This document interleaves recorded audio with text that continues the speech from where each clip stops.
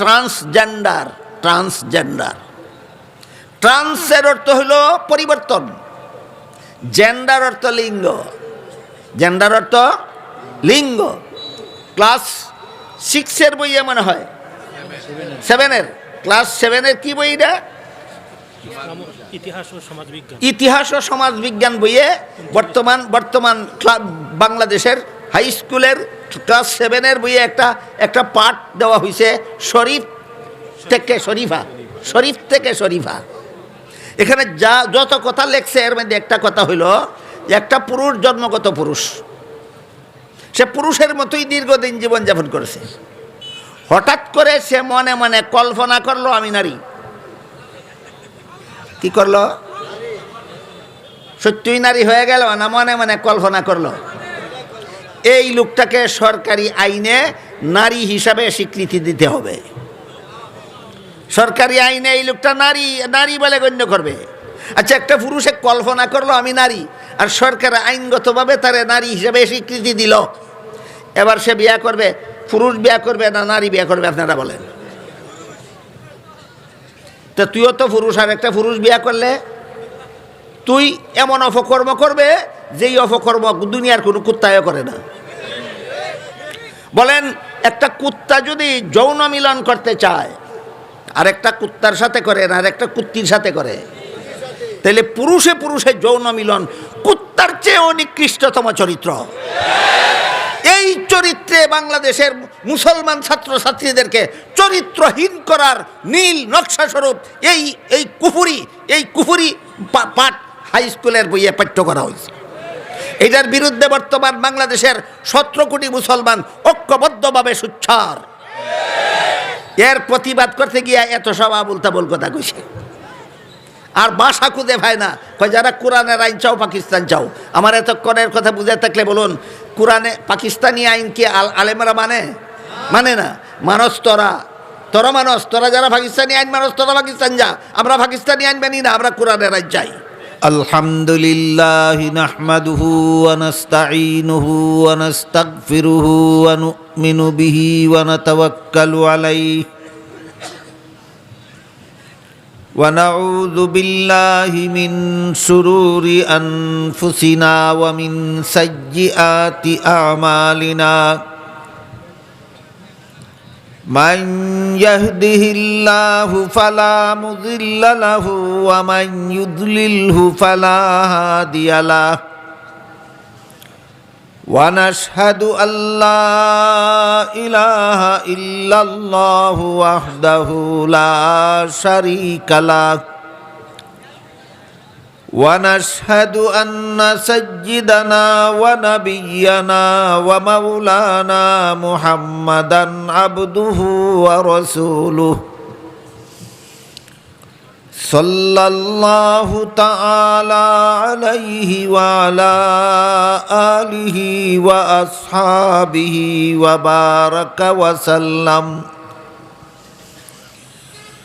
আম্মা বা'দু ফাআউযু বিল্লাহি মিনাশ শাইতানির রাজীম। বিসমিল্লাহির রাহমানির রহিম। ومن لم يحكم بما أنزل الله فأولئك هم الفاسقون. وقال رسول الله صلى الله عليه وسلم ألا كلكم راع وكلكم مسؤول عن رعيته أو كما قال عليه الصلاة والسلام. শ্রদ্ধেয় সভাপতি হযরত উলামায়ে কেরাম, সম্মানিত সুধী সমাজ,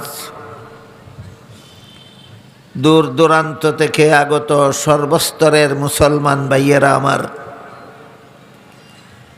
ও আমার পর্দার আড়ালে বসা মা ও বোনেরা, পবিত্র কোরআনের এক আয়াতে আল্লাহ বলেন, আল ইয়াউমা আকমালতু লাকুম দীনাকুম। এর অর্থ হলো আমি আজকে তোমাদের ইসলামের বিধিবিধানকে পরিপূর্ণ করে দিলাম। এই আয়াত এবং আয়াতের অর্থ মর্ম আমার যতদূর মনে পড়ে অতীতেও একাধিকবার আমি আপনাদেরকে বলেছি।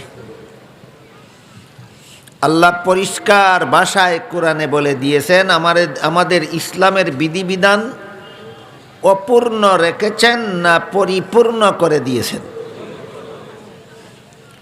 এই পরিপূর্ণতার যত মর্ম আছে, যত ব্যাখ্যা বিশ্লেষণ আছে, এর মধ্যে একটা হলো মানুষের ব্যক্তিগত জীবন সম্পর্কে যত বিধিবিধান আছে তা আল্লাহ ইসলামে দিয়েছেন। পারিবারিক জীবনের যত বিধিবিধান আছে তাও আল্লাহ ইসলামে প্রদান করেছেন। সামাজিক জীবনের যত বিধিবিধান আছে তাও আল্লাহ ইসলামে প্রদান করেছেন। শুধু রাষ্ট্রীয় জীবনের কোনো বিধিবিধান ইসলামে নাই। কি বুঝলেন আপনারা পরিপূর্ণতার অর্থ? জীবনের কোনো ধাপে ইসলামের সমাধান নাই, সমাধান অন্যখান থেকে আনতে হবে। যদি অবস্থা এমন হয় তাহলে এটা কি পরিপূর্ণ বিধান বলা যায়? না। আল্লাহ খুব পরিষ্কার ভাষায় বলেছেন, ইসলামের বিধিবিধান আমি আল্লাহ তোমাদের জন্য পরিপূর্ণ করে দিয়েছি। চায় ব্যক্তি জীবন সংক্রান্ত বিধিবিধান হোক, চায় পারিবারিক জীবন সংক্রান্ত বিধিবিধান হোক, চায় সামাজিক জীবন সম্পর্কীয় বিধিবিধান হোক, চায় রাষ্ট্রীয় জীবন সম্পর্কীয় বিধিবিধান হোক, চায় আন্তর্জাতিক জীবন সংক্রান্ত বিধিবিধান হোক, জীবনের সর্বস্তরের যাবতীয় বিধিবিধানকে আল্লাহ পরিপূর্ণ করে দিয়েছেন। এই কথাটা যদি কারো বুঝতে বিন্দু মাত্র অসুবিধা হয় তাইলে আমি তার জন্য বলবো, মুহাম্মাদুর রাসূলুল্লাহ সাল্লাল্লাহু আলাইহি ওয়াসাল্লাম মক্কা শরীফ থেকে হিজরত করে মদিনা শরীফ যাওয়ার পর, আপনাদের কারো জানা থাকলে বলবেন, রাসূল মক্কা শরীফ থেকে হিজরত করে মদিনা শরীফ যাওয়ার পর সেখানে একটা রাষ্ট্র প্রতিষ্ঠা করেছিলেন কিনা? জানেন কেউ করেছিলেন কিনা? করেছিলেন। সেই রাষ্ট্র পরিচালনার জন্য কোনো সংবিধানও রাসূল তৈরি করেছিলেন কিনা?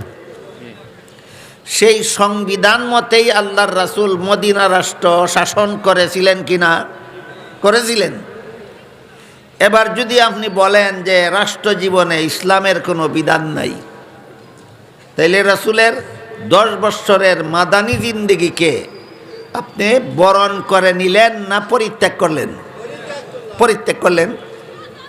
অথচ আল্লাহ পাক রব্বুল আলামিন পরিষ্কার ভাষায় কোরআনে বলেন, লাকাদ কানা লাকুম ফি রাসূলিল্লাহি উসওয়াতুন হাসানা লিমান কানা ইয়ারজুল্লাহ ওয়াল ইয়াউমাল আখিরা ওয়া যাকারাল্লাহা কাসীরা। এই আয়াতের মর্মার্থ হলো, আল্লাহর রাসূল তোমাদের জন্য আদর্শ। যারা খাঁটি মুমিন তারাই রাসূলের আদর্শ গ্রহণ করতে পারবে। যারা মুমিন রূপী মুসলমান নামধারী মুনাফিক তারা রাসূলের আদর্শ গ্রহণ করতে পারবে না। আল্লাহ রাসূলকে আমাদের আদর্শ ঘোষণা দেওয়ার পর কারা রাসূলের আদর্শ গ্রহণ করতে পারবে আর কারা গ্রহণ করতে পারবে না তাও পরিষ্কারভাবে বলে দিয়েছেন। রাসূলের আদর্শ মুমিনরা গ্রহণ করতে পারবে, মুনাফিকরা গ্রহণ করতে পারবে না। বুঝা থাকলে এবার আমি আপনাদের কাছে জিজ্ঞাসা করব, রাসূল কি শুধু আমাদের ব্যক্তি জীবনের জন্য আদর্শ, শুধু পারিবারিক জীবনের জন্য আদর্শ, শুধু সামাজিক জীবনের জন্য আদর্শ, শুধু রাষ্ট্রীয় জীবনের জন্য, শুধু আন্তর্জাতিক জীবনের জন্য, না জীবনের সর্বস্তরের জন্য? জীবনের সর্বস্তরের জন্য রাসূল মোদের আদর্শ। আল্লাহ যেভাবে জীবনের সর্বস্তরের বিধিবিধান দিয়েছেন ইসলাম ধর্মে, আল্লাহ রসুল সেইভাবে ইসলামের যাবতীয় বিধিবিধান জীবনের সর্বস্তরে বাস্তবায়ন করে গেছেন। তাই এই মর্মেই রাসূল মোদের আদর্শ। অথচ আজকাল এই বিষয়টা খুলাসা করে জনসাধারণের সভায় বিস্তারিতভাবে আলোচনা হয় না, কারণ বিষয়টা অনেক লম্বাও অনেক কঠিনও। সহজবুদ্ধ করে বলা অনেক সময় সম্ভব হয় না, আর বিস্তারিত লম্বা হওয়ার কারণে বিস্তারিত বলে শেষ করা যায় না। এই জন্য বিষয়টা জনসাধারণের সবাই আলোচনা হয় না। এই জন্য আজকাল অনেকের ধারণার থেকেই উদাও হয়ে গেছে যে ইসলামে শুধু ব্যক্তি জীবনের বিধান দেওয়া হয়নি, জীবনের সর্বস্তরের বিধান ইসলামে দেওয়া হয়েছে। উদাহরণস্বরূপ বলবো, ইসলামে শাসনকর্তা নির্বাচনের বিধান নাই। এতক্ষণের কথায় কি বুঝলেন? মুসলমানের দেশ কে শাসন করার যোগ্য, কে শাসন করার যোগ্য নয়, এই ব্যাপারে ইসলামের কোনো সমাধান নাই? সমাধান আছে। তাহলে ইসলামে যদি সমাধান থাকে, তাহলে যদি মুসলমানের দেশের শাসনকর্তা মুসলমান হয় আর ইসলামের দেওয়া বিধান মতো যদি শাসন না করে, তাহলে এমন শাসনকর্তা সম্পর্কে আল্লাহ পাক রব্বুল আলামিন পবিত্র কোরআনের 3 আয়াতে 3টা মন্তব্য করছেন। পবিত্র কোরআনের 3 আয়াতে 3টা মন্তব্য করছেন।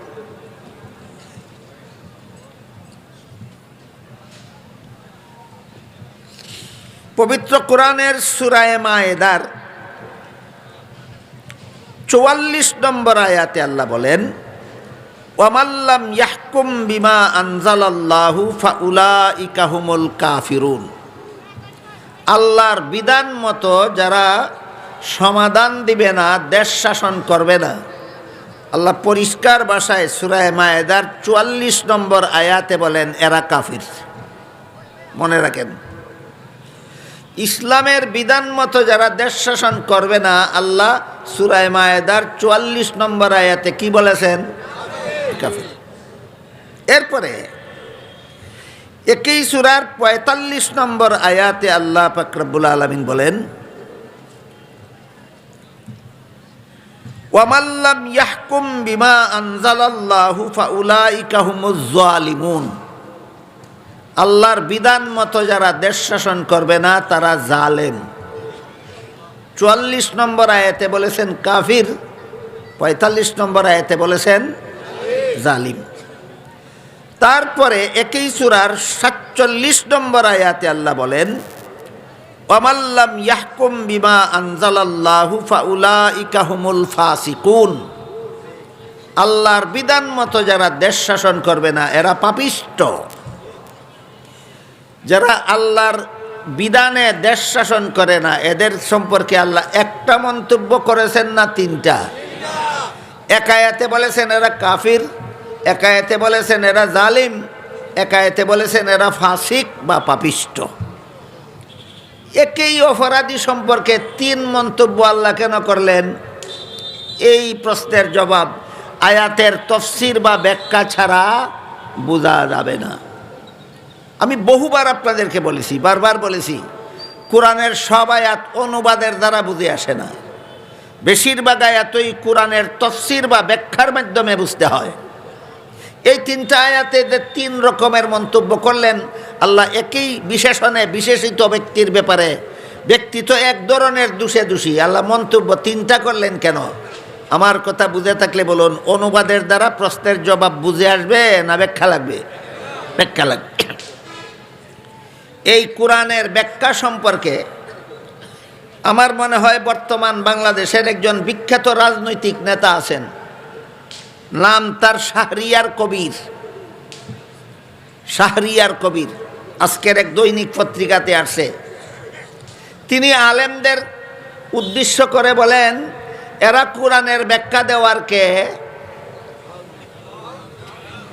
এরা কোরআনের ব্যাখ্যা দেওয়ার কে? আমি আপনাদের জিজ্ঞাসা করি, আলেমরা যদি কোরআনের ব্যাখ্যা দেওয়ার কিছু না হয়, তাইলে কোরআনের ব্যাখ্যা দেওয়ার অধিকারী কি তোমার বাপ? কোরআনের ব্যাখ্যা কে দিতে পারে, কে দিতে পারে না, এর কোনো নীতিমালা নাই। তুমি এখানে নাক গলাতে আসছো কেন? কোরআনের ব্যাখ্যা কে দিতে পারে, কে দিতে পারে না, কার যোগ্যতা আছে, কার যোগ্যতা নাই, এগুলি বোঝার জন্য কোরআন নিয়ে লেখাপড়া করতে হয়। কোরআন নিয়ে লেখাপড়া করতে হয়। এরপরে এই শাহরিয়ার কবির, আমার মনে হয় এটা একটা নাস্তিক, এই শাহরিয়ার কবির মন্তব্য করছে আলেমরা কোরআনের যে ব্যাখ্যা দেয় সেই ব্যাখ্যা মানতে আমরা বাধ্য না। মানলাম একটু সময়ের জন্য তোমার কথা, আলেমরা কোরআনের যে ব্যাখ্যা দেয় সেই ব্যাখ্যা মানতে তুমি বাধ্য না। তাহলে ডাইরেক্ট ব্যাখ্যা ছাড়া কোরআনের 44 নম্বর আয়াতটা মেনে লও।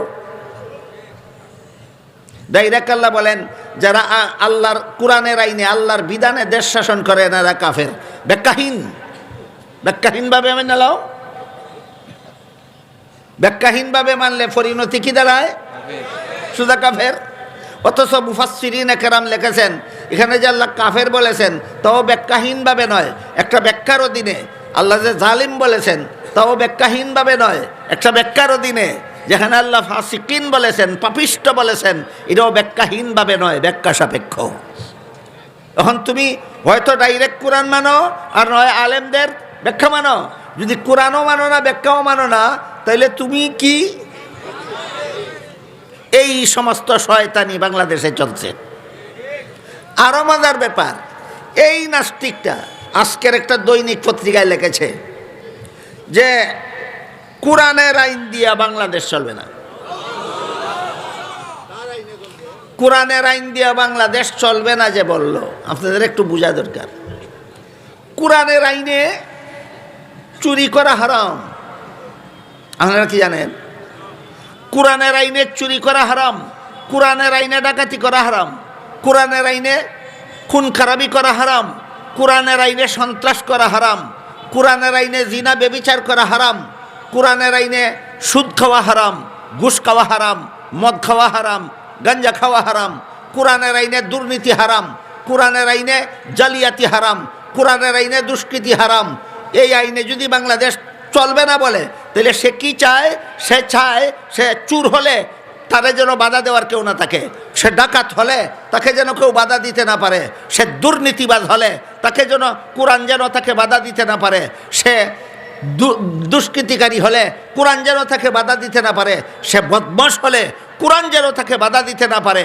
সুতরাং যারা বলে কোরআনের আইনে বাংলাদেশ চলবে না, এরা চায় সুদকুরের বাংলাদেশ হোক, ঘুষখুরের বাংলাদেশ হোক, মদখুরের বাংলাদেশ হোক, গাঞ্জাখুরের বাংলাদেশ হোক, দুর্নীতিবাদের বাংলাদেশ হোক, জালিয়াতিকারীর বাংলাদেশ হোক, বদমাশদের বাংলাদেশ হোক। এই হলো কোরআনের আইনে বাংলাদেশ চলবে না কথার মর্ম।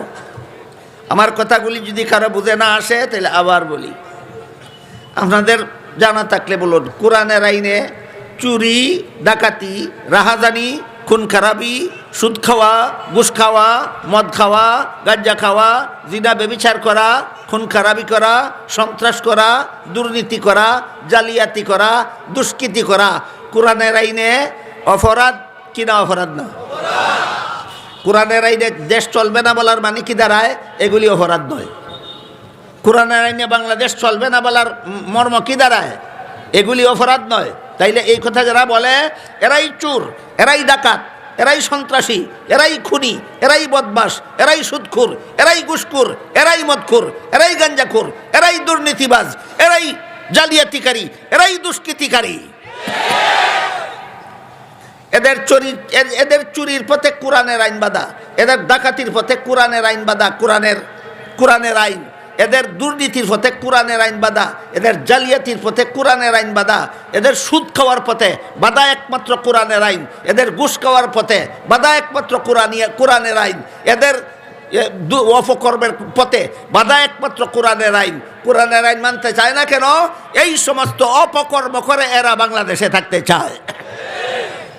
আরো মজার ব্যাপার, আজকের এই কুখ্যাত নাস্তিক শাহরিয়ার কবির আজকের দৈনিক পত্রিকায় তার যে বক্তব্য এসেছে, হ্যাঁ দৈনিক ইনকিলাবে যে বক্তব্য এসেছে সেখানে বলেছে যারা কোরআনের আইন চায় বাংলাদেশে যারা কোরআনের আইন চায় এরা যেন আফগানিস্তান অথবা পাকিস্তান চলে যায়। আচ্ছা, কোরআনের আইন চাইলে যদি আফগানিস্তানে অথবা পাকিস্তানে চলে যেতে হয়, আফগানিস্তানে চলে যাওয়ার মতো পরিস্থিতি নাই। কারণ আমেরিকার সন্ত্রাসীরা 20 বছর আফগানিস্তানটারে ধ্বংস করছে। কতদিন? 20 বছর। দীর্ঘ 20 বছরে অনবরত আফগানিস্তানটাকে ধ্বংস করে, আফগানিস্তানকে ধূলিসাৎ করে দিয়ে 20 বছর পরে 2 গালে 2 জুতা খাইয়া আমেরিকান সন্ত্রাসীরা আফগানিস্তান ছেড়ে চলে গেছে। কাজে আফগানিস্তানে এই সন্ত্রাসীরা, জুতা খাওয়া সন্ত্রাসীরা আফগানিস্তানে মরুভূমি বানায় থুয়ে গেছে, এখানে গিয়ে আমরা বসবাস করতে পারবো না। রইল বাকি পাকিস্তানের ব্যাপার। কোরআনের আইন চাইলে পাকিস্তান যাব কেন? পাকিস্তান কি কোরআনের আইন আছে নাকি? তাইলে কথাটা খাটল। যারা কোরআনের আইন চাও পাকিস্তান যাও, এই যদি পাকিস্তান যদি কোরআনের আইনে চলতো তাইলে কথাটা খাটতো যে আমরার বাংলাদেশও কোরআনের আইন নাই, তোমরা বাংলাদেশ ছাড়ো, পাকিস্তান কোরআনের আইন আছে, তোমরা পাকিস্তান যাও, খাটতো। পাকিস্তান তো কোরআনের আইন নাই, সেখানে যাবো কেন? যারা কোরআনের আইন চায় তারা পাকিস্তান যাবে কেন? বরং বাংলাদেশে এখনো যারা কোরআনের আইন মানে না, পাকিস্তানি আইন চালায়, এদের পাকিস্তান যাওয়া দরকার। যথেষ্ট পরিমাণ আইন বাংলাদেশে চালু আছে, এইগুলি কোরআনের আইন নয়, এগুলি হলো পাকিস্তানের আইন। যেমন একটা উদাহরণ দিই। পাকিস্তানের প্রেসিডেন্ট আইয়ুব খান 1961 সালে আইন জারি করেছিল পাকিস্তানে। কি আইন? যে দাদার হাতে যদি ছেলে মারা যায় তাহলে নাতি এই দাদার সম্পত্তিতে অংশ পাবে। এটা কোরআনের আইন না, এটা পাকিস্তানি আইন। ছেলে যদি মারা যায়, ছেলের বাপের হাতে, ছেলে যদি বাবার জীবদ্দশায় যদি ছেলে মারা যায়, তাহলে এই বাবার সম্পদ ছেলের ঘরের নাতি কোরআনের আইনে পাবে না, পাকিস্তানি আইনে পাবে। এই আইন পাকিস্তানে জারি করেছিল আইয়ুব খান কত সালে? 1961 সালে। এখনো বাংলাদেশে এই আইন চালু আছে। আমার কথা বুঝে থাকলে বলুন, এটা কোরআনি আইন না পাকিস্তানি আইন? তো তোমরা যারা বাংলাদেশ স্বাধীন করার পরে, 1 সাগর রক্ত দিয়া বাংলাদেশ স্বাধীন করার পরে, তোমরা যারা লক্ষ লক্ষ প্রাণ এর শহীদের বিনিময়ে বাংলাদেশ স্বাধীন হওয়ার পরে, তোমরা যারা হাজার হাজার মা বোনের মান ইজ্জত বিসর্জন দেওয়ার বিনিময়ে বাংলাদেশ স্বাধীন হওয়ার পরেও যারা কোরআন বিরোধী পাকিস্তানি আইন মানো, যদি পাকিস্তান যাওয়ার কোনো যুক্তি আছে, যুক্তি থাকে, তোমরা পাকিস্তান যাও। তাহলে বাংলাদেশে অনেক এমন আইন আছে যেগুলি কোরআনি আইন নয়, পাকিস্তানি আইন। কোরআনি আইন না পাকিস্তানি আইন? বলেন, বাবা টাকা অবস্থায় ছেলে মারা গেলে নাতি সত্য পাইবে, এই কথা কোনো আলিমে কয় না, কোরআনে কয় না, পাকিস্তানে কইছিল। এই আইন যারা তোমরা মানো, তোমরা পাকিস্তান যাও, আমরা তো আইন মানি না। কথা বুঝলেন কি না? এরকম আর একটা পাকিস্তানি আইন হইল খুনি। আল্লাহ পাক রব্বুল আলামিন কোরআনে বলেন, কুতিবা আলাইকুমুল কিসাসু ফিল কাতলা আল হুররু বিল হুররি ওয়াল আবদু বিল আবদি ওয়াল উনসা বিল উনসা। অর্থাৎ খুনিকে হত্যা করা, খুনিকে প্রাণদণ্ড দেওয়া কোরআনের আইন। খুনিকে প্রাণদণ্ড দেওয়া কোরআনের আইন। অন্যায়ভাবে যে মানুষ খুন করে, কোরআনের আইন হইল খুনিকে খুন করো। কেনর হেকমত, কৌশল বর্ণনা করে আল্লাহ এক আয়াতে বলেন, ওয়ালাকুম ফিল কিসাসি হায়াতুন ইয়া উলিল আলবাব। খুনিকে প্রাণদণ্ড দেওয়ার মধ্যে রয়েছে দেশের জনগণের প্রাণের নিরাপত্তা। একটা খুনিরে যদি সরকার প্রাণদণ্ড দেয়, তাহলে 10টা খুনিও সতর্ক হয়ে যাবে, নতুনভাবে কেউ খুনি হওয়ার সাহস পাবে না। এই জন্য কোরআনের আইনে খুনির শাস্তি প্রাণদণ্ড, ভুলে যাবেন না। কোরআনের আইনে খুনির শাস্তি প্রাণদণ্ড। পাকিস্তান সরকারে বলছিল না, খুনির শাস্তি এমনিতেই প্রাণদণ্ড না। খুনি যদি নিম্ন আদালত যদি খুনিরে প্রাণদণ্ডের আদেশ দেয়, আর দেশের প্রধান শাসনকর্তা বা প্রেসিডেন্ট যদি খুনিরে প্রাণ ভিক্ষা দিয়া দেয়, তাহলে সে প্রাণদণ্ড থেকে রক্ষা পেয়ে যাবে। এটা কোরআনী আইন না পাকিস্তানি আইন? খুনির শাস্তি প্রাণদণ্ড, নিম্ন আদালত যদি প্রাণদণ্ডের হুকুম দেয়। কিন্তু এই খুনি যদি নিম্ন আদালতে প্রাণদণ্ডের হুকুম পাইয়া প্রেসিডেন্টের কাছে প্রাণ ভিক্ষা চায়, কি চায়? এই পরিভাষাটা ওই কুফুরি। তুমি কটা প্রাণের মালিক? খুনিরে একটা প্রাণ তুমি ভিক্ষা দিবা? বলেন তো, একজন প্রেসিডেন্ট, একজন মন্ত্রী, একজন বিচারক কতটা প্রাণের মালিক? একটাও না, একটাও না। প্রতিটি মানুষের প্রাণের মালিক আল্লাহ, প্রতিটি মানুষের প্রাণের মালিক আল্লাহ। এই কথাটা না বুঝার মতো, এই কথাটা না বুঝার মতো একটা বুকা ছিল নমরুদ। প্রাণের মালিক যে আল্লাহ এটা বুঝে না, এমন বুকা নমরুদ ছিল। নমরুদ ইব্রাহিম আলাইহিস সালামকে জিজ্ঞাসা করেছিল, এই দেশের আল্লাহ আমি, তুমি কোন আল্লাহর কথা কও? ইব্রাহিম আলাইহিস সালাম বলেছিলেন, আমি সেই আল্লাহর কথা বলি যিনি সমস্ত মানুষের প্রাণের মালিক।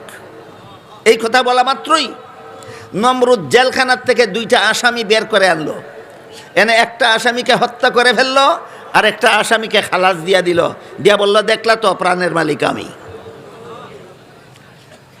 তুই যে মানুষেরা খালাস দিয়া দিছস, ইদার প্রাণের মালিকও তুই না, যারে হত্যা করেছস তার প্রাণের মালিকও তুই না। তুই যদি মালিক হইতে, তাহলে আল্লাহর দরবারে খুনের আর কোনোদিন বিচার হইতো না। ইব্রাহিম আলাইহিস সালাম দেখলেন এটা এত বড় বুকা, এটা মালিক কথার অর্থই বুঝে না। তখন ইব্রাহিম আলাইহিস সালাম বললেন, তোর মতো বুকারে এত কঠিন কথা দিয়া বোঝানো যাবে না, তা সহজ কথা দিয়া বুঝাই। তখন ইব্রাহিম আলাইহিস সালাম বললেন, ইন্নাল্লাহ ইয়াতি বিশ-শামসি মিনাল মাশরিক ফাতি বিহা মিনাল মাগরিব। আল্লাহ আমার আল্লাহ পূর্ব আকাশে সূর্য উদয় করেন, পশ্চিম আকাশে সূর্যকে অস্ত নিয়ে যান। তুই যদি খোদা হইয়া থাকস, তাহলে সূর্যরে পশ্চিম দিকে উঠাইয়া দেখা। তখন এই গাদায় বুঝছে মালিক কারে কয়। বুঝে থাকলে বলেন, প্রাণের মালিক যে আল্লাহ, এটা নমরুদের মতো গাদায় বুঝেনি। ইব্রাহিম আলাইহিস সালাম বুঝাইয়া দিয়েছিলেন।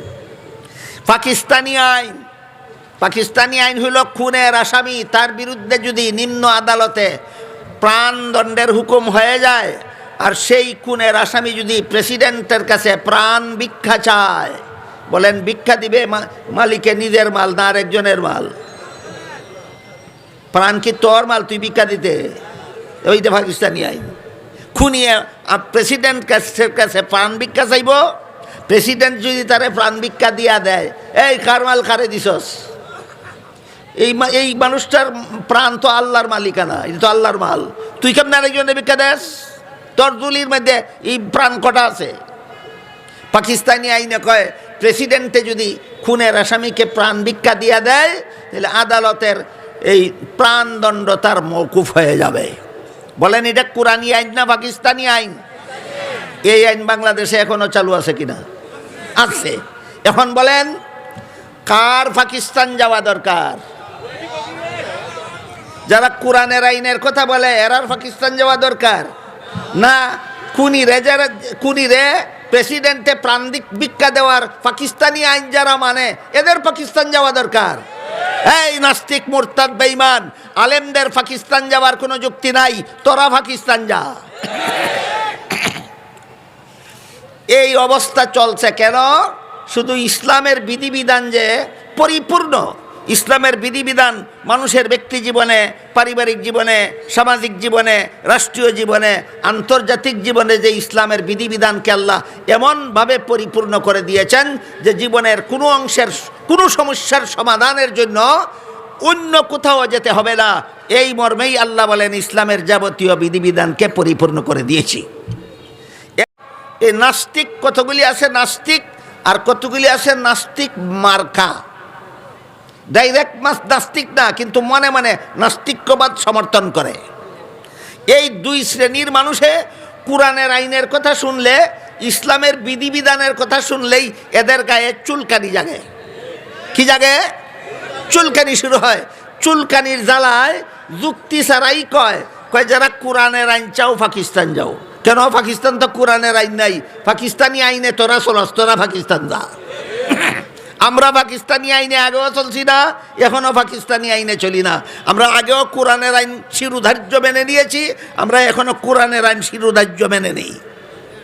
তাই আল্লাহ যে পবিত্র কোরআনের সূরা মায়েদার 44 নম্বর আয়াত, 45 নম্বর আয়াত এবং 47 নম্বর আয়াতে যারা আল্লাহর আইনে দেশ শাসন করে না এদের ব্যাপারে একটা মন্তব্য করেছেন না তিনটা। এই মুরতাদ বেঈমান নাস্তিক কোরআন সম্পর্কে যে মন্তব্য করছে এখানে, আলেমরা কোরআনের ব্যাখ্যা দেওয়ার অধিকার রাখে না। ঠিক আছে, আমি একটু সময়ের জন্য 3 আয়াতের ব্যাখ্যা মুলতবি রাখলাম। তুই ব্যাখ্যা ছাড়া 3টা আয়াত মাইনা দেখা, ব্যাখ্যা ছাড়া 3টা আয়াত পান, তুই ঘোষণা দে যে আল্লাহ সূরা মায়েদার আয়াতে পরিষ্কার ঘোষণা দিয়েছেন যারা আল্লাহর আইনে দেশ শাসন করে এনারা কাফের। তুই ব্যাখ্যা মানুষ না, তুই ব্যাখ্যাহীনভাবে ঘোষণা দে। আলেমরা যে ব্যাখ্যা দেয় এই ব্যাখ্যা তো তুই মানুষ না, তুই তো সরাসরি কোরআন মানবে কিনা বল। যদি সরাসরিও কোরআন মানুষ না তাহলে তোর মতো কাফির দুনিয়াতে আর কেউ নাই। আর যদি বলস যে না আমি মৌলবীরার ব্যাখ্যা সারা কোরআন মানি, ঠিক আছে, মৌলবীরার ব্যাখ্যা আমি বন্ধ রাখলাম। আল্লাহ কোরআনে বলেছেন যারা আল্লাহর আইনে দেশ শাসন করে এনারা কাফের, তুই এই আইনটা মাইনা দেখা। কাজেই কোরআন মানতে হবে মুসলমান হয়ে থাকলে, এবং নাস্তিকদের ব্যাখ্যা মতো না সুযোগ্য আলেমদের ব্যাখ্যা মতো, সুযোগ্য আলেমদের ব্যাখ্যা মতো। কোরআনের ব্যাখ্যা শোনার জন্য, বোঝার জন্য, কোরআনের ব্যাখ্যা বোঝাবার জন্য, কোরআনের ব্যাখ্যা শেখার জন্য একটা সুনির্দিষ্ট যোগ্যতার দরকার হয়। ওই যোগ্যতা নাস্তিকরার কপালে নাই, সেই যোগ্যতা থাকলে বিশেষ বিশেষ আলেমদের কপালেই আছে। কাজেই কোরআন মানতে হলে আলেমদের ব্যাখ্যা মতই মানতে হবে। এই আলোচনাটা শাহরিয়ার কবিরে করেছে যে ঘটনা প্রসঙ্গে, সেই ঘটনা আমার আলোচ্য বিষয়ের বহির্ভূত। সেইটা হইল ট্রান্সজেন্ডার। ট্রান্সের অর্থ হইল পরিবর্তন, জেন্ডার অর্থ লিঙ্গ, ক্লাস 6-এর বইয়ে মনে হয় 7-এর, ক্লাস 7-এর কি বই এটা? ইতিহাস ও সমাজ বিজ্ঞান বইয়ে বর্তমান বাংলাদেশের হাই স্কুলের ক্লাস 7-এর বইয়ে একটা পাঠ দেওয়া হয়েছে শরীফ থেকে শরীফা। এখানে যত কথা লেখছে এর মধ্যে একটা কথা হইল যে একটা পুরুষ জন্মগত পুরুষ, সে পুরুষের মতোই দীর্ঘদিন জীবনযাপন করেছে। হঠাৎ করে সে মনে মনে কল্পনা করলো আমি নারী। কি করলো? সত্যই নারী হয়ে গেল না মনে মনে কল্পনা করলো? এই লোকটাকে সরকারি আইনে নারী হিসাবে স্বীকৃতি দিতে হবে। সরকারি আইনে এই লোকটা নারী বলে গণ্য করবে। আচ্ছা, একটা পুরুষে কল্পনা করলো আমি নারী, আর সরকার আইনগতভাবে তারে নারী হিসাবে স্বীকৃতি দিল। এবার সে বিয়ে করবে, পুরুষ বিয়ে করবে না নারী বিয়ে করবে? আপনারা বলেন তো। তুইও তো পুরুষ, আর একটা পুরুষ বিয়ে করলে তুই এমন অপকর্ম করবে যেই অপকর্ম দুনিয়ার কোনো কুত্তায়ও করে না। বলেন, একটা কুত্তা যদি যৌন মিলন করতে চায় আর একটা কুত্তার সাথে করে না, আর একটা কুত্তির সাথে করে, তাহলে পুরুষে যৌন মিলন কুত্তার চেয়েও নিকৃষ্টতম চরিত্র। এই চরিত্রে বাংলাদেশের মুসলমান ছাত্রছাত্রীদেরকে চরিত্রহীন করার নীল নকশা স্বরূপ এই কুফুরি পাঠ হাই স্কুলের বইয়ে পাঠ্য করা হয়েছে। এটার বিরুদ্ধে বর্তমান বাংলাদেশের 17 কোটি মুসলমান ঐক্যবদ্ধভাবে সোচ্চার। এর প্রতিবাদ করতে গিয়ে এত সব আবুল তাবুল কথা কইছে, আর ভাষা খুঁজে পায় না। যারা কোরআনের আইন চাও পাকিস্তান চাও, আমার এতক্ষণের কথা বুঝে থাকলে বলুন, কোরআনে পাকিস্তানি আইন কি আলেমরা মানে না? মানস তোরা মানস, তোরা যারা পাকিস্তানি আইন মানস তোরা পাকিস্তান যা। আমরা পাকিস্তানি আইন মানি না, আমরা কোরআনের আইন চাই। এবার আমি আপনাদেরকে বোঝাবার চেষ্টা করব দুইটা জিনিস, যে দুইটা জিনিস বিশেষভাবে আমার নামে বিজ্ঞাপনে উল্লেখ আছে। একটা হইল কোরআনের শাসন ব্যবস্থা, আর একটা হইল কোরআনের বিচার ব্যবস্থা। একটা শাসন ব্যবস্থা আর একটা বিচার ব্যবস্থা। কোরআনের মানে ইসলামের, ইসলামের মানে কোরআনের, একই কথা। ইসলামের শাসন ব্যবস্থা, ইসলামের দেশের শাসনকর্তা নির্বাচনের ইসলামের নিজস্ব পদ্ধতি আছে। আব্রাহাম লিঙ্কনের পদ্ধতিতে ইসলামী রাষ্ট্রে সরকার নির্বাচন হয় না। আব্রাহাম লিঙ্কনের যে সিস্টেম সরকার নির্বাচন করার, এই সিস্টেমটাকে ডেমোক্রেসি বলা হয়, গণতন্ত্র বলা হয়। আব্রাহাম লিঙ্কন দীর্ঘদিন আগে আমেরিকার প্রেসিডেন্ট ছিল। সে জন্মগতভাবে ছিল ইহুদির বাচ্চা। বুঝে থাকলে বলুন, আব্রাহাম লিঙ্কন ধর্মীয়ভাবে কোন ধর্মাবলম্বী ছিল? ইহুদি। কোন দেশের প্রেসিডেন্ট ছিল? আমেরিকার। সে নতুন একটা মতবাদ আবিষ্কার করেছিল, তার মতবাদের নাম ছিল ডেমোক্রেসি। এই ডেমোক্রেসির ডেফিনেশন ছিল government of the peoples, by the peoples, for the peoples. এর অর্থ হইল জনগণের সরকার জনগণের জন্য, জনগণের দ্বারা নির্বাচিত হবে। জনগণের সরকার জনগণের জন্য, জনগণের দ্বারা নির্বাচিত হবে। এইটা হইল আব্রাহাম লিঙ্কনের গণতান্ত্রিক পদ্ধতিতে সরকার নির্বাচন ব্যবস্থা। বিষয়টা বুঝাতে পারলাম? আব্রাহাম লিঙ্কনের গণতন্ত্র মতে সরকার নির্বাচন ব্যবস্থা, জনগণ সরকার নির্বাচন করবে জনগণের উপকারের জন্য, জনগণের দ্বারা। এবার আমি জিজ্ঞেস করি, কোনো দেশের অধিকাংশ জনগণ যদি অসৎ হয়, এদের নির্বাচিত সরকারটা কেমন হবে? কোনো দেশের অধিকাংশ জনগণ যদি দুর্নীতিবাজ হয়, এদের নির্বাচিত সরকারটা কেমন হবে? কোনো দেশের অধিকাংশ জনগণ যদি গণ্যমূর্খ হয়, এদের নির্বাচিত সরকারটা কেমন হবে? এইটা হলো আব্রাহাম লিঙ্কনের পদ্ধতিতে সরকার মনোনয়নের বিস্ফল। কি ফল? বিস্ফল। পক্ষান্তরে ইসলামী রাষ্ট্রে সরকার আব্রাহাম লিঙ্কনের সিস্টেমে নির্বাচিত হয় না। ইসলামী রাষ্ট্রের নির্বাচন পদ্ধতি, ইসলামী রাষ্ট্রের নির্বাচন পদ্ধতি ভিন্ন। এটা ইসলামের বিধান, ইসলামী আইন। সেখানে যার মনে চায় সেই প্রার্থী হওয়ার অধিকার নাই। ইসলামী আইনে সরকার নির্বাচনের জন্য, সরকার মনোনীত হওয়ার জন্য যার মনে চায় তারই পদপ্রার্থী হওয়ার অধিকার নাই। ইসলামী রাষ্ট্রের কোনো পদের প্রার্থী হওয়ার জন্য কমপক্ষে 4টা গুণের দরকার। কটা গুণের? 4টা গুণ। 1 নম্বর, তুমি যাদের জন্য নেতা হইবা এদেরকে শান্তির আইন মতো, যে আইন মতে শাসন করলে শান্তি হবে বলে আল্লাহ কোরআনে বলে দিয়েছেন, শান্তির আইন অন্যদের চেয়ে তোমার বেশি জানা থাকতে হবে।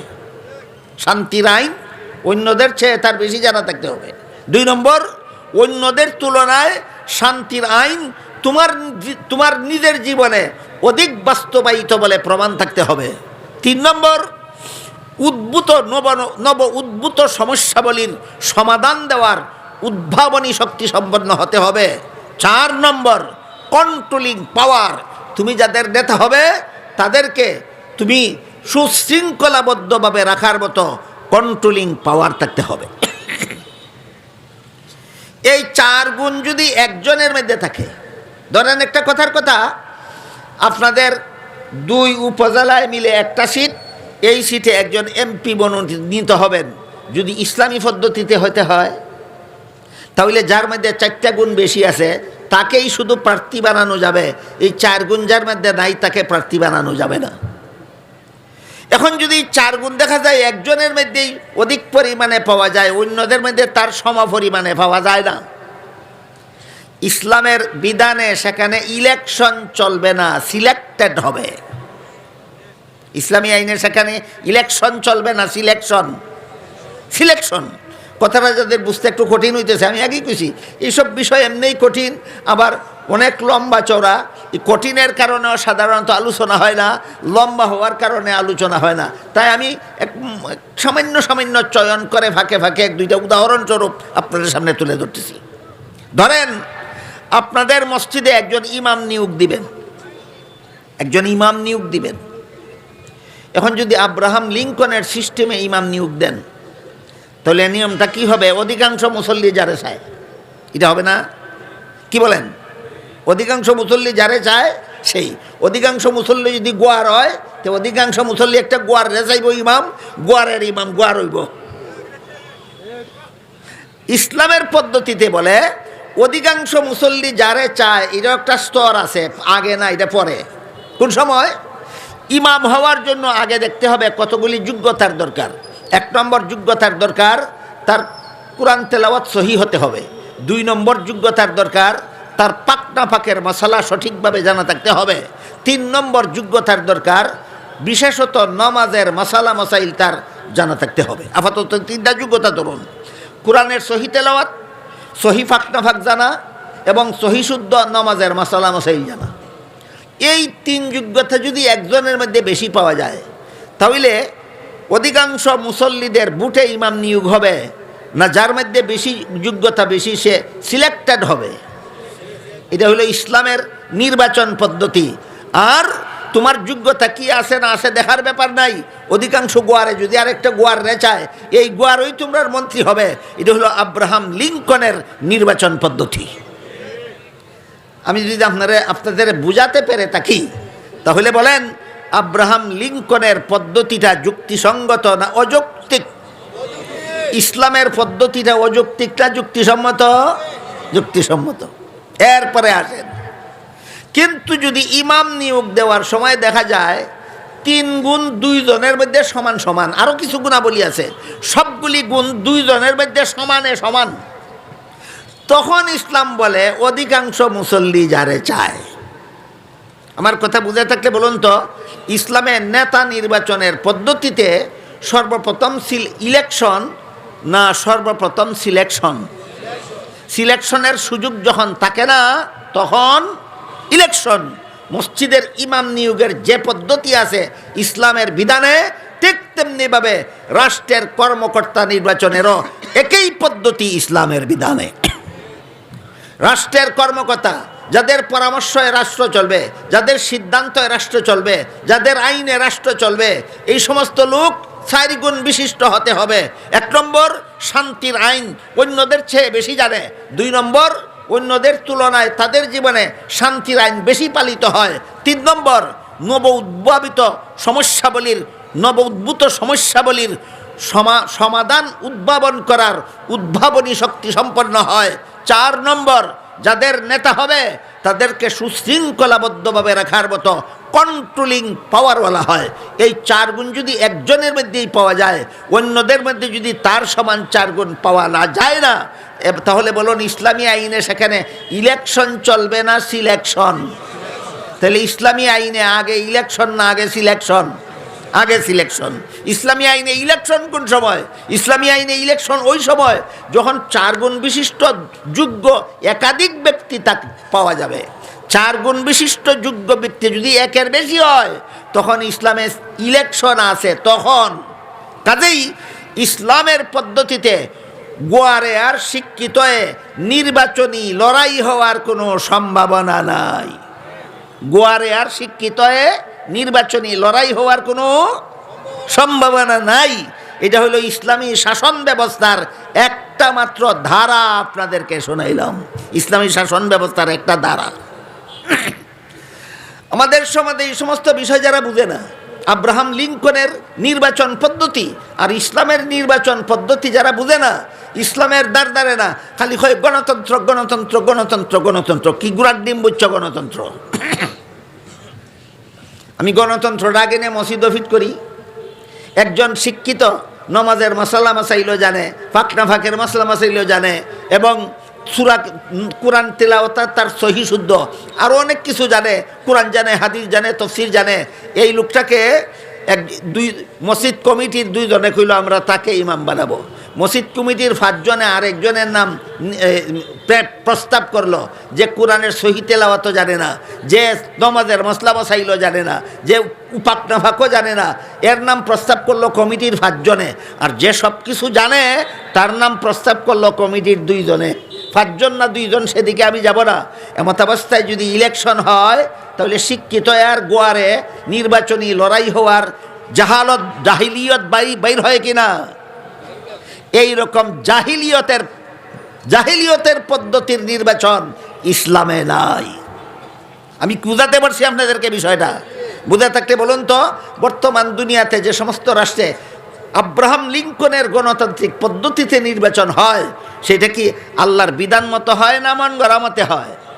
মন গড়া মতে হয়। যে নিজেই শান্তির আইন জানে না, সে যে জানে তার সাথে নির্বাচনী লড়াই খেলে। যে নিজেই শান্তির আইন জীবনে মানে না, যে মানে তার সাথে তার নির্বাচনী লড়াই হয়। যে নিজেই উদ্ভাবনী শক্তি রাখে না, যে রাখে তার সাথে তার দ্বন্দ্ব হয়। যে নিজেই শৃঙ্খলা জানে না, যে জানে তার সাথে নির্বাচনী দ্বন্দ্ব হয়।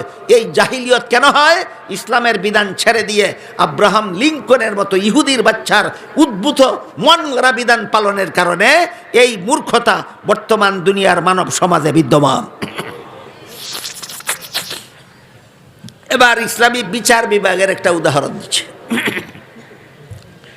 ইসলামের বিচার পদ্ধতিতে, এই যে পদ্ধতি বললাম, যে পদ্ধতিতে সরকার মনোনীত হলো, এই সরকারের দায়িত্ব প্রধান দায়িত্ব হলো ইসলামী আইনে সরকারের প্রধান দায়িত্ব জনগণের 6টা অধিকার আদায় করা। যে পদ্ধতি বললাম, আব্রাহাম লিঙ্কনের পদ্ধতিতে সরকার নিযুক্ত হবে ইসলামী আইনে না ইসলামের নিজস্ব আইন আছে? ইসলামের নিজস্ব আইনে যখন একটা ইসলামী রাষ্ট্রের সরকার নির্বাচিত হবে, তখন সেই সরকারের দায়িত্ব হবে জনগণের 6টা মৌলিক অধিকার আদায় করতে হবে। জনগণের কয়টা মৌলিক অধিকার? এই 6টা মৌলিক অধিকার হইল সাংসারিক ব্যাপারে জনগণের 6টা মৌলিক অধিকার আছে ইসলামী রাষ্ট্রের সরকারের উপর। একটু পরে বলবো। এর আগে ধর্মীয় ব্যাপারে একটা অধিকার আছে জনগণের সরকারের উপর।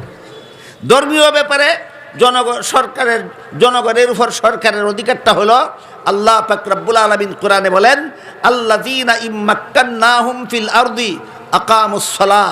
এরা সরকার মনোনীত হয়ে সর্বপ্রথম মুসলমান জনগণকে নামাজি বানাবার ব্যবস্থা করবে। ইসলামী রাষ্ট্রের সরকার মনোনীত হয়ে সর্বপ্রথম ধর্মীয় ব্যাপারে জনগণের কোন দায়িত্ব পালন করবে? সমস্ত জনগণকে নামাজি বানাবার ব্যবস্থা করবে। কাজেই কোনো মুসলমান দেশের, মুসলমান সংখ্যাগরিষ্ঠ দেশের মুসলমান সরকার মনোনীত হওয়ার পরে যদি মুসলমান জনগণকে নামাজি বানাবার ব্যবস্থা না করে, তাহলে এই দেশের যত মুসলমান বেনামাজি হবে, সবগুলি বেনামাজি কিয়ামতের দিন আল্লাহর দরবারে যে পরিমাণ শাস্তি পাবে, মুসলমান সরকারকে একাই আল্লাহর দরবারে সেই শাস্তি ভোগ করতে হবে।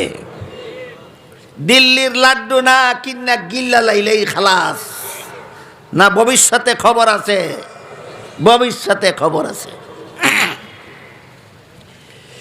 এই বিষয়ের দিকে ইঙ্গিত করে আল্লাহ পাক রব্বুল আলামিন সূরা মায়েদার 44 নম্বর, 45 নম্বর, 47 নম্বর 3 আয়াতে যারা ইসলামী আইনে দেশ শাসন করে না, এদের ব্যাপারে একটা মন্তব্য করেছেন না 3টা? একটা মন্তব্য হলে এরা কাফের, আরেকটা মন্তব্য হলে এরা ফাসেক, আরেকটা মন্তব্য হলে এরা জালেম। শাহরিয়ার কবিরে কি কইছে? আলেমদের কোরআনের ব্যাখ্যা দেওয়ার অধিকার নাই।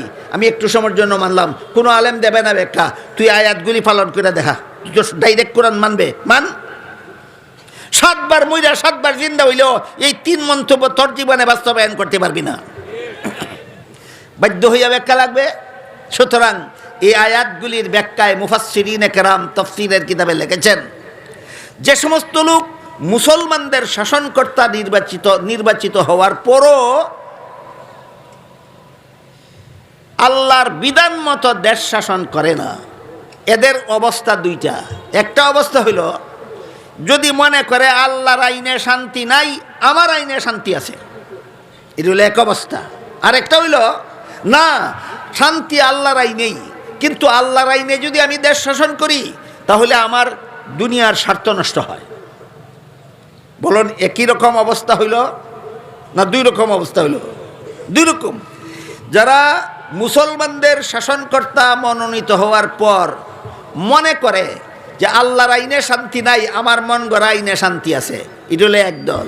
আরেক দল হইল যারা মুসলমানদের শাসনকর্তা মনোনীত হলে পরে মনে করে যে শান্তি আল্লাহর আইনেই, মানুষের মন গড়া আইনে কোনো শান্তি হতে পারে না, কিন্তু আল্লাহর আইন মতো দেশটা শাসন করলে আমার স্বার্থ নষ্ট হয়, আমার স্বার্থ রক্ষার জন্য আমি আল্লাহর আইনে দেশ শাসন করব না, আমি মন গড়া আইনে দেশ শাসন করব। এই দুই দলের ব্যাপারে আল্লাহ দুইটা মন্তব্য করছেন। প্রথম দলের ব্যাপারে আল্লাহর মন্তব্য হইল এরা কাফের, যারা বিশ্বাস করে আল্লাহর আইনে শান্তি নাই, মানুষের গড়া আইনে শান্তি, এরা কাফের। আমার কথা বুঝতেছেন আপনারা? আল্লাহ কি বলেছেন? ঢালাওভাবে আল্লাহর আইনে যারা দেশ শাসন করে না সবাইকে ঢালাওভাবে কাফের বলেছেন, না যারা আল্লাহর আইনে শান্তি নাই বিশ্বাস করে? হ্যাঁ, যারা বিশ্বাস করে আল্লাহর আইনে শান্তি নাই, আমার মন গড়া আইনে শান্তি আছে, এই কথা যারা বিশ্বাস করবে আল্লাহ গ্যারান্টি দিয়ে বলেন এরা যে কাফের, এতে কোনো সন্দেহ নাই। আর যারা মনে করে শান্তি আল্লাহর আইনেই, আমার আইনে শান্তি নাই, কিন্তু আল্লাহর আইন মতো দেশ শাসন করলে আমার স্বার্থ নষ্ট হয়, আল্লাহর আইনে দেশ শাসন করলে আমার স্বার্থ নষ্ট হয়, এদেরকে আল্লাহ কাফির বলেননি, এদেরকে আল্লাহ ফাসিকিন বলেছেন। তোমরা পাপিষ্ট। তোমরা কি? পাপিষ্ট। এরা পাপিষ্ট। বুঝে থাকলে বলেন তো, আল্লাহ কাফির বলেছেন ঢালাওভাবে সবাইকে, না যারা বলে আল্লাহর আইনে শান্তি নাই তাদেরকে? এই শাহরিয়ার কবিরে কি মনে করে? আল্লাহর আইনে শান্তি নাই, তোরে আল্লাহ কইছে তুই কাফের, তোরে আল্লাহ কইছে তুই কাফের, তুই আল্লাহর আইনে শান্তি নাই মনে করস। এই আয়াতের ব্যাখ্যায় মুফাসসিরিনে কেরাম লিখেছেন, কেউ যদি মন গড়া আইনে দেশ শাসন করে আর মনে মনে বিশ্বাস করে যে শান্তি আল্লাহর আইনে, ওই 7 কোটির খাদ্য তুমি বিদেশ থেকে আমদানি করো, জনগণকে খাদ্য দিতে হবে। আমি বুঝাতে পারতেছি আপনাদেরকে বিষয়টা? এই ব্যাপারে ইসলামের স্বর্ণযুগের ইতিহাস থেকে একটা ঘটনা আপনাদের শোনাই। হযরত রসুলের দ্বিতীয় খলিফা হযরত উমর ফারুক রাদিয়াল্লাহু তাআলা আনহু যখন প্রধান শাসনকর্তা মনোনীত হলেন, আমরা বাংলা ভাষায় শাসনকর্তা বলি, কোরআন হাদিসের ভাষায় বলে খলিফা। বলুন, কোরআন হাদিসের ভাষায় খলিফা অর্থ কি? শাসনকর্তা। হযরত উমর যখন মদিনায় রাসূলের প্রতিষ্ঠিত ইসলামী রাষ্ট্রের দ্বিতীয় শাসনকর্তা নিযুক্ত হলেন, উমরের শাসিত সেই দেশটা বাংলাদেশের সমান একটা দেশ ছিল না, পাকিস্তানের সমান একটা দেশ ছিল না, ইন্ডিয়ার সমান একটা দেশ ছিল না, প্রায় অর্ধেকটা পৃথিবীর সমান। কি পরিমাণ?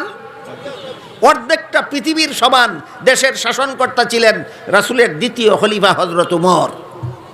তিনি শাসনকর্তা মনোনীত হওয়ার পর দেশের জনগণ ঠিকমতো খাদ্য পায় কিনা তদন্ত করতেন। এটা সরকারের কাছে জনগণের সাংসারিক দৃষ্টিকোণ থেকে জনগণের 1 নম্বর প্রাপ্য। জনগণ যেন খাদ্যের অভাবে উপবাস থাকতে না হয়, ওইলে দেশও ফলাও, নাহলে বিদেশ থেকে আমদানি করো, জনগণকে খাদ্য দিতে হবে। তাই খলিফা ওমর রাতের বেলায় ছদ্মবেশে ঘোরাফেরা করে দেখতেন কেউ না খাইয়া ঘুমাইল কিনা, কোনো মানুষ না খাইয়া রইল কিনা, উপবাস ঘুমাইল কিনা। ঘোরাফেরা করতে করতে করতে করতে গভীর রাতে এক কুড়ে ঘরের সামনে গিয়া শুনলেন ঘরের ভিতরে কয়েকটা বাচ্চা খানার জন্য কাঁদতেছে, আর বাচ্চার মা কি যেন চুলার মধ্যে বসাইয়া জাল দিতেছে, রান্না করতেছে। অনেকক্ষণ পর্যন্ত উমর বাইরে দাঁড়িয়ে অবস্থাটা লক্ষ্য করলেন। শেষ পর্যন্ত উমর ডাক দিলেন, কে আসো করে? দরজা খুলো। ওই মহিলা দরজা খুললো। জিজ্ঞাসা করলেন, বাচ্চারা কারা, তারা কান্দে কেন, আর তুমি চুলার মধ্যে এতক্ষণ যাবৎ কি বসাইয়া জাল দিতেছ? মহিলা জবাব দিবার আগে বলে, শুনেছি উমর আমাদের খলিফা, উমর আমাদের প্রধান শাসনকর্তা নির্বাচিত হয়েছে। উমর আল্লাহর কসম এই দেশের শাসনকর্তা হওয়ার যোগ্য না, কারণ আমার স্বামী মারা গেছে, আমার পরিবারে রোজগার করার কেউ নাই, আমার এতিম বাচ্চারা খাওয়ার অভাবে কাঁদতেছে, খাইতো আর ঘুমাইতো, আমি কি দিয়ে তাদেরকে সান্ত্বনা দেব? মিশামিশি ডেগের মেয়েদের পানি বসাইয়া জাল দিতেছি, আশায় আশায় যদি ঘুমাইয়া যায় কমপক্ষে রাতটা পোহাইয়া যাবে। আমার এই এতিম বাচ্চা বুখানাঙ্গা এতিম বাচ্চাদের খবর নেওয়ার জন্য উমর খলিফা হইল, আসলো না, তোমার মতো মুসাফির আসলা, কাজেই আমার মনে হয় উমর এই দেশের খলিফা হওয়ার অযোগ্য, তোমার মতো মুসাফিরকে এই দেশের খলিফা হওয়ার দরকার ছিল। ঘটনায় কি বোঝা গেল? মহিলা উমরকে চিনে মন্তব্য করলো, না না চিনার কারণে, না চিনার কারণে। সাথে সাথে খলিফা উমর চলে গেলেন সেখান থেকে, সরকারি গুদামে ঢুকলেন গুলামকে সাথে নিয়ে, বললেন, গুলাম আটার বস্তা আমার গাড়া উঠাইয়া দেয়। ওই বিধবার বাচ্চাকে রুটি বানাইয়া রাত্রে খাওয়াইয়া ঘুম পাড়াতে হবে। গোলামে কয়, হুজুর আমার মতো গোলাম আপনার সাথে থাকা অবস্থায় আটার বস্তা আপনার গাড়ি কুড়ে নেবেন? খলিফা ওমর গোলামকে জিজ্ঞাসা করলে, এই গোলাম, হাসরের মাঠে যদি আল্লাহ জিজ্ঞাসা করেন খলিফা উমরের শাসিত দেশের একটা বিধবা নারী এতিম বাচ্চা না খাইয়া ঘুমাইছিল কেন, বল, তুই জব দিবিনি? গোলামে কয়, না তো, এই জব তো আমার দায়িত্ব না, এটা আপনার দায়িত্ব। তখন খলিফা উমর বলেন, তাহলে এদের কাছে আটা পৌঁছাইয়া রুটি বানাইয়া খাওয়াইয়া এদের মুখে হাসি ফুটাইয়া ঘুম পাড়ানির দায়িত্ব তোর নয় আমার, আমার দায়িত্ব আমাকে পালন করতে দে। তোরকে হেরে গেল গোলাম, বাধ্য হইয়া আটার বস্তা গোলামে রাষ্ট্রপ্রধানের ঘাড়ে উঠাইয়া দিল। রাষ্ট্রপ্রধান লেবারের মতো আটার বস্তা ঘাড়ে কইরা কইরা ঘাড়ে লইয়া যায়, আর গোলাম নবাবের মতো খালি হাতে সাথে সাথে যায়। ওই বাড়িতে গেলেন, গিয়া বিধবার দ্বারা রুটি করাইলেন, রুটি শেখাইলেন, এতিম বাচ্চাদেরকে ঘুম থেকে জাগাইলেন, খাওয়াইলেন, মুখে হাসি ফুটাইলেন। তারপরে খলিফা উমর ফিরার সময় বিধবাকে বললেন, আগামীকাল অফিস টাইমে তুমি খলিফা উমরের দরবারে যাইও, আমি সেখান থেকে তোমার এতিম বাচ্চাদের জন্য খাদ্য সরবরাহের ব্যবস্থা করে দেব।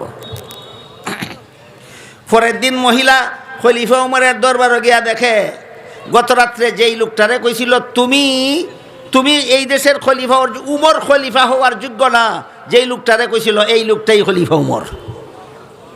মহিলা হয়তো ভাবছে যে গত রাত্রে যে উমর খলিফা হওয়ার যোগ্য না বলছিলাম, এটার কঠোর বিচার হবে না। তা হলো না, খলিফা উমর সরকারি গুদাম থেকে এতিম বাচ্চারা যতদিন পর্যন্ত উপার্জন করতে সক্ষম না হয় ততদিনের জন্য সরকারি খাদ্য গুদাম থেকে এদের জন্য খাদ্য বরাদ্দ করে দিলেন। এটা সাংসারিক দৃষ্টিকোণ থেকে ইসলামী রাষ্ট্রের সরকারের কাছে জনগণের 1 নম্বর অধিকার। বুঝাতে পারলাম? দেশে খলিফা ওমর বলেন, ফুরাত নদীর তীরে যদি একটা কুত্তা আমার দেশের না খাইয়া মরে, কাল হাসরের মাঠে আল্লাহর দরবারে আমি উমরকে জবাব দিতে হবে, যেই দেশের শাসনকর্তা তুমি ছিলা সেই দেশের একটা কুত্তা কেন না খাইয়া মরলো। আমি কি বিষয়টা আপনাদেরকে বুঝাতে পারতেছি? বুঝে থাকলে বলেন তো, ইসলামী রাষ্ট্রের সরকারের কাছে সাংসারিক দৃষ্টিকোণ থেকে জনগণের প্রথম অধিকার কি? যথাযথ খাদ্য সরবরাহ। 2 নম্বর অধিকার জনগণ, ইসলামী রাষ্ট্রের সরকারের কাছে জনগণের 2 নম্বর অধিকার যথাযথ বস্ত্র সরবরাহ। যার যে পরিমাণ পোশাক লাগে এই পরিমাণ পোশাকের ব্যবস্থা তুমি করে দিতে হবে। হয়তো দেশের শিল্প কারখানা তৈরি করিয়া জনগণের পোশাকের ব্যবস্থা করো, আর না হয় বিদেশ থেকে আমদানি করে জনগণের পোশাকের ব্যবস্থা করো। এটা সরকারের কাছে জনগণের প্রাপ্য অধিকার। কোন দেশের? যেই দেশ ইসলামী আইনে শাসন হয়, যেই দেশ ইসলামী আইনে শাসন হয়। 3 নম্বর সুশিক্ষা। 3 নম্বর কি? সুশিক্ষা। বস্ত্র সম্পর্কেও একটা ঘটনা আছে, ওই সেই খলিফা উমরের। খলিফা উমর একবার জনগণকে মাথা পিছু একটি করে সরকারি চাদর বিতরণ করলেন রিলিফ হিসাবে। তারপরে শুক্রবারে জুম্মার নামাজের খুতবা দেওয়ার জন্য যখন মিম্বরে দাঁড়ালেন, দেখা গেল খলিফা উমরের গায়ে সরকারি চাদর 2টা, একটা নিম্নাঙ্গে পরেছেন, একটা ঊর্ধ্বাঙ্গে পরেছেন। এমত অবস্থায় একজন মুসল্লি দাঁড়ায় বলে, খলিফা উমর, এগুলি সরকারি মাল, তোমার বাপের মাল না। আমাদের দিয়েছ মাথা পিছে একটা, তোমার গায়ে দেখা যায় 2টা। কোন অধিকারে তুমি আমরারে একটা দিয়া তুমি 2টা দিছ? জব দিতে না পারলে তোমার খুতবাও শুনবো না, তোমার পিছনে নামাজও পড়বো না। খলিফা উমর বললেন, ধন্যবাদ, তোমার প্রশ্নের জন্য তোমাকে ধন্যবাদ, তোমার প্রশ্নের জন্য তোমাকে ধন্যবাদ। বর্তমান দুনিয়ার কোনো সরকার প্রধানকে একজন পাবলিকে যদি বলে গায়ের পোশাক কার টাকা দিয়ে বানাইছো, ধন্যবাদ দিব। তোমার কোটি টাকার গাড়ি কার টাকা দিয়া কিনছ, আকাশ ছোঁয়া বাড়ি কার টাকা দিয়া বানাইছ, ধন্যবাদ দিব না দৈন্যাক কোটা দিব? দৈন্যাক কোটা দিব। খলিফা ওমর বলেন, তোমার প্রশ্নের জন্য তোমাকে ধন্যবাদ, তবে দুঃখিত, আমি তোমার প্রশ্নের জবাবটা আমি দিতে পারবো না, আমার ছেলে আব্দুল্লাহ দিবে। উমরের ছেলে আব্দুল্লাহর কাছে যখন জবাবের দায়িত্ব গেল, আব্দুল্লাহ দাঁড়াইয়া বললেন, আমার বাবা যেভাবে তোমাদেরকে মাথা পিছে একটি করে সরকারি চাদর দিয়েছেন, আমার বাবাও একটি সরকারি চাদরই গ্রহণ করেছিলেন, কিন্তু আসল ঘটনা হইল আমার বাবার একটা রিলিফের চাদর ছাড়া আর কোনো কাপড়ই নাই। বুঝলেন কথা? কি বুঝলেন? আব্দুল্লাহ বলেন আমার বাবা খলিফা ওমরের এই একটা রিলিফের সদস্যের আর কোনো কাপড়ই নাই, নিম্নাঙ্গে পড়লে ঊর্ধ্বাঙ্গ খোলা থাকে, ঊর্ধ্বাঙ্গে পড়লে নিম্নাঙ্গ খোলা থাকে, এমত অবস্থায় তোমাদের নমাজের ইমামতি করতে পারেন না। এই জন্য আমার ভাগের চাদরটা আমার বাবাকে দিয়েছি পরে তোমাদের নামাজের ইমামতি করার জন্য। বুঝে থাকলে বলুন, খলিফা ওমর জনগণের প্রাপ্য বস্ত্র যথাযথভাবে দেননি, দেওয়ার পরেও কেমন প্রশ্নের সম্মুখীন হয়েছিলেন।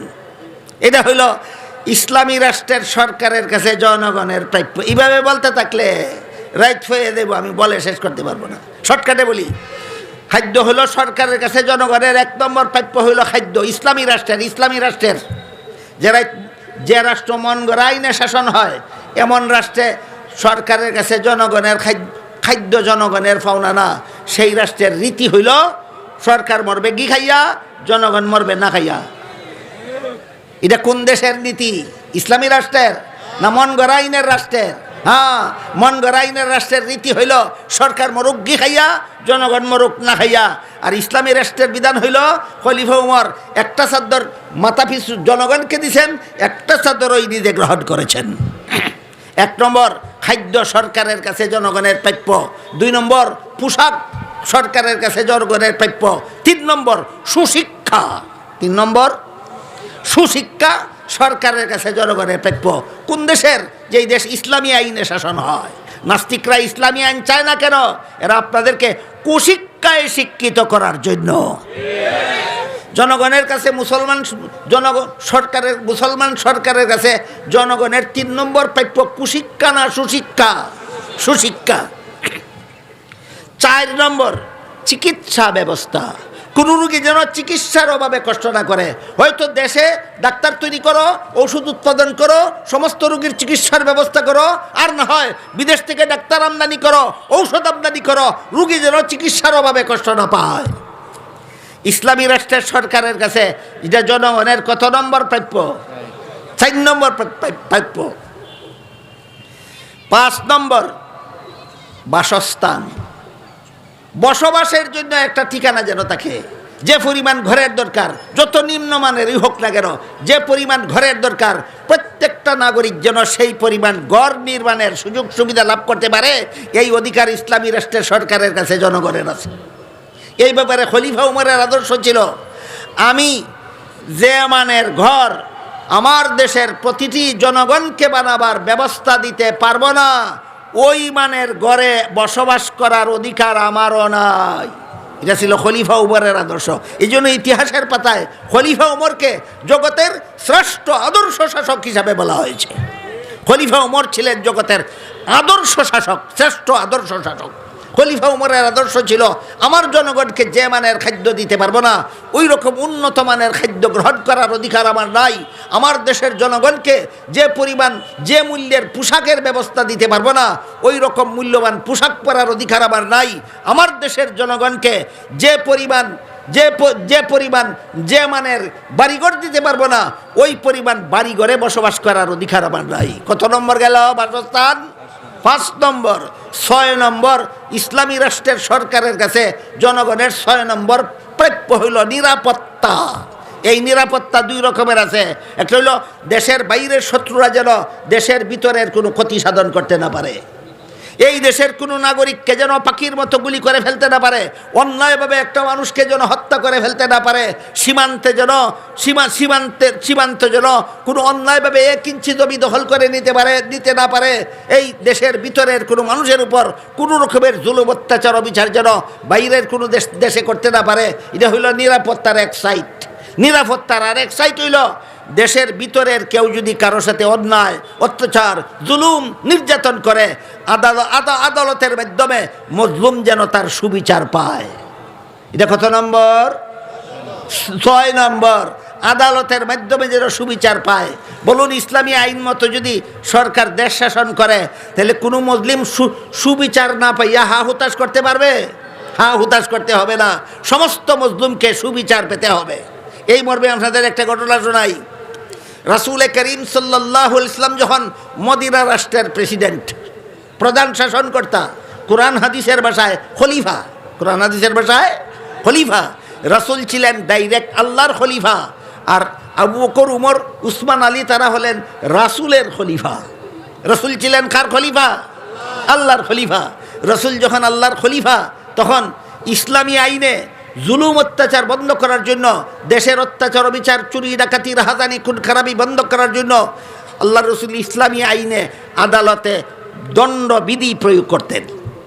এমত অবস্থায় আল্লাহ পবিত্র কোরআনের এক আয়াতে বলেছেন, আস-সারিকু ওয়াস-সারিকাতু ফাকতাউ আইদিয়াহুমা, চোর যদি পুরুষ হয় তবুও তার হাত কেটে দাও, চোর যদি মহিলা হয় তবুও তার হাত কেটে দাও। এই হাত কেটে ইসলামের এই বিধানের বিরুদ্ধে ইহুদি খ্রিস্টানেরা আপত্তি উঠাইছে, বলছে হাত কেটে দেওয়া এটা মানবাধিকারের লঙ্ঘন। এই মানবাধিকারের দোহাই দিয়া একটা চোরেরও হাত কাটে না, যে কারণে দেশের ভিতরে লক্ষ লক্ষ চোর বেপরোয়াভাবে চুরি করে।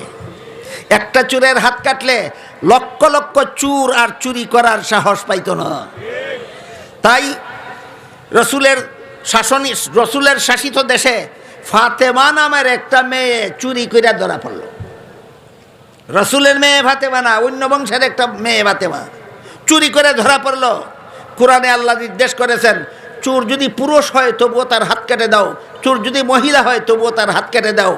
সাহাবায়ে কেরামের কেউ কেউ দেখলেন এই মহিলাটা তো একটা সম্ভ্রান্ত বংশের মহিলা, হয়তো অভাবের তাড়নায় চুরি করে থাকতে পারে অথবা স্বভাবের কারণে চুরি করে থাকতে পারে, হাতটা কেটে দিলে চিরজীবনের জন্য এটা তার কলঙ্ক হয়ে থাকবে। এই জন্য একজন সাহাবী রসুলের কাছে সুপারিশ করলেন, আল্লাহ রসুল, মহিলাটা সম্ভ্রান্ত বংশের মহিলা, তার হাত কেটে দিলে চিরজীবন তার চুরির চিহ্ন তার শরীরে থাকবে, মেহেরবানি করে তারে মাফ করে দিন, জীবনে যেন আর কোনোদিন এই অপরাধ করতে না পারে, সেই ব্যাপারে আমরা ব্যবস্থা নিব। আল্লাহ রসুল কথার জবাব না দিয়া রাগান্বিত হয়ে গেলেন, চেহারা মুবারক লাল হয়ে গেল। তারপরে রসুল বললেন, শোনো, আমার মেয়ে ফাতেমা যদি চুরি করে এইভাবে ধরা পড়তো, এটা তো অকল্পনীয় ব্যাপার, রসুল কথাটা বুঝাবার জন্য বলেছেন, আমার মেয়ে ফাতেমা যদি এইভাবে চুরি করে ধরা পড়তো, তাইলে যার মাল চুরি করছে তার সাথে আমি এই জুলুম করতে পারতাম না। আমার মেয়ের হাত কেটে যার মাল চুরি করেছে তাকে সান্ত্বনা দেওয়া আমার জন্য দায়িত্ব হয়ে দাঁড়াতো। এই চোরকে আল্লাহ রসুল ক্ষমা করলেন না, হাত কেটে দিলেন, যেন আর জীবনে কেউ কোনোদিন চুরি করার সাহস না পায়। এইভাবে আদালতে সুবিচার প্রতিষ্ঠার মাধ্যমে দেশের জনগণের মধ্যে শান্তি প্রতিষ্ঠা করা, যে ইসলামী রাষ্ট্রের সরকারের কাছে জনগণের 6 নম্বর প্রাপ্য। এই আলোচনার ভিতর দিয়া ইসলামের শাসন ব্যবস্থারও কিছু আলোচনা করলাম। নেতা কিভাবে মনোনীত হবে ইসলামে, আর নেতা কিভাবে মনোনীত হয় আব্রাহাম লিঙ্কনের গণতন্ত্রে, আর বিচার ব্যবস্থার একটা উদাহরণ পেশ করলাম। সুবিচার আদালতের মাধ্যমে সুবিচার প্রতিষ্ঠা করা ইসলামী রাষ্ট্রের সরকারের কাছে জনগণের 6 নম্বর প্রাপ্য। বুঝে থাকলে এবার বলুন, ইসলামী রাষ্ট্রের শাসন ব্যবস্থাটা অশান্তিজনক না বিচার ব্যবস্থাটা অশান্তিজনক, না ইসলামী রাষ্ট্রের একমাত্র ইসলামের বিধানই শান্তিজনক? তাই আল্লাহ আপনাদের আমাদের সবাইকে জীবনের সর্বস্তরে শান্তির বিধান, ইসলামের বিধান গ্রহণ করার, পালন করার তৌফিক দান করুন। সবাই বলুন আমিন। সুবহান রাব্বিকা রাব্বিল ইজ্জাতি আম্মা ইয়াসিফুনা ওয়া সালামুন আলাল মুরসালিন ওয়ালহামদুলিল্লাহি রাব্বিল আলামিন।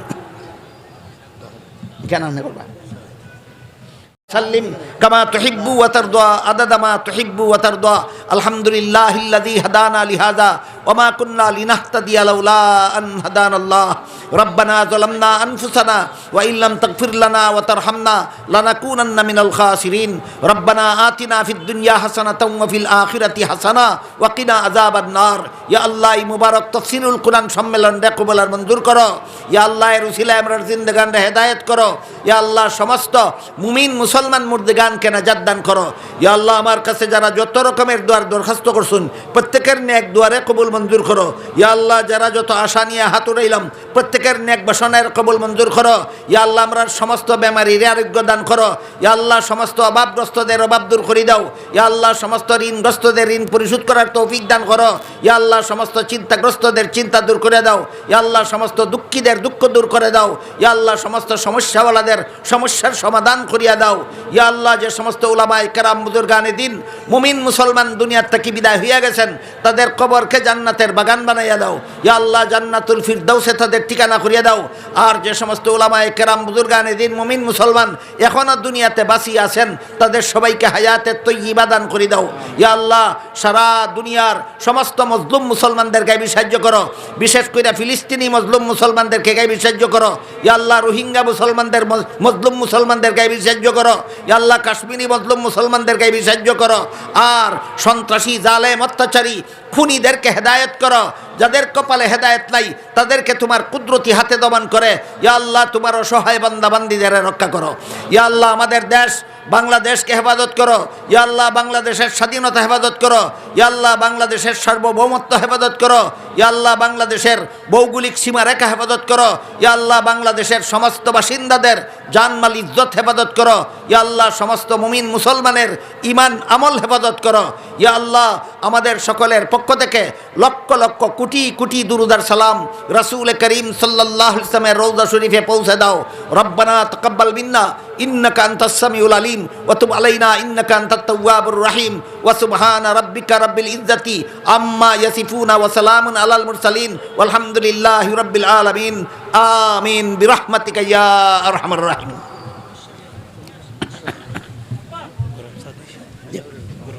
গরম